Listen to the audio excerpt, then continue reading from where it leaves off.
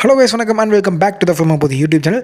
நேற்றுக்கு பார்த்தீங்கன்னா டெல்லியில் நீட் எக்ஸாமுக்கு எதிராக ஒரு மிகப்பெரிய அளவில் போராட்டம் நடந்துச்சு. இந்த cockroach Janata party plus students எல்லாமே சேர்ந்து நீட் எக்ஸாமுக்கு எதிராகவும் இந்த நீட் எக்ஸாமை தடை பண்ணணும் அப்படின்றதுக்காக ஆளும் கட்சியாக இருக்கக்கூடிய பிஜேபி எதிர்த்து ஆயிரக்கணக்கான மக்கள் ரொம்பவே ஆக்ரோஷமான ஒரு போராட்டத்தை டெல்லியில் நேற்றுக்கு நடத்தினாங்க.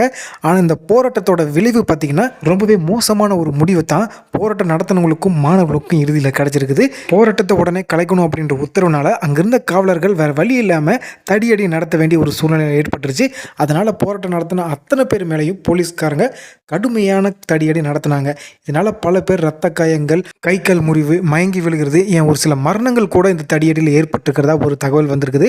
இதனால் ஒட்டுமொத்த இந்தியாவுமே இந்த ஒரு செயலுக்காக எதிர்ப்பு தெரிவிச்சுட்டு இருக்கிறாங்க. இதனால் நிறைய நார்த் இந்தியன்ஸ் அப்புறம் காக்ரோச் ஜனதா பார்ட்டியை சேர்ந்த மெம்பர்ஸ் எல்லாம் பார்த்தீங்கன்னா தமிழ்நாட்டோட சிஎம்மாக இருக்க நம்ம முதல்வர் விஜய் அவர்கள் டெல்லிக்கு வந்து அவங்களுக்கு ஆதரவாக போராடணும், ஆதரவு குரல் கொடுக்கணும் அப்படின்ற மாதிரிலாம் எதிர்பார்த்து இன்ஸ்டாவில் நிறைய ரீல்ஸ் போட்டுட்டு வராங்க.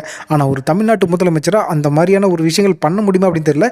ஆனால் முதல்வர் விஜய் அவர்கள் எப்போவுமே நீட்டுக்கு எகென்ஸ்டாக ஒவ்வொரு முறையும் பிரைம் மினிஸ்டர் மோடிஜி அவர்களை சந்திக்கும் போது இந்த நீட்டை தயவு செஞ்சு ஒழிச்சிருங்க, சீக்கிரமாக தடை பண்ணுங்க, இதனால் நிறைய மாணவர்களோட உயிரிழப்பு ஏற்படுது அப்படின்ற மாதிரிலாம் ரொம்பவே ஆழமான கருத்துக்களை சொல்லி வலியுறுத்திட்டு வந்தார்.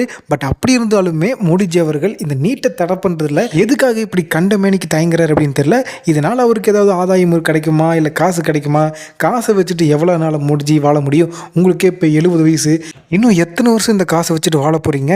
உங்களோட சுயநலத்துக்காக எத்தனை இளைஞர்களோட எதிர்காலத்தை அழைச்சிட்டு இருக்கீங்க அப்படின்றது இவருக்கு எப்போ தான் புரிய போகுது அப்படின்னு தெரில.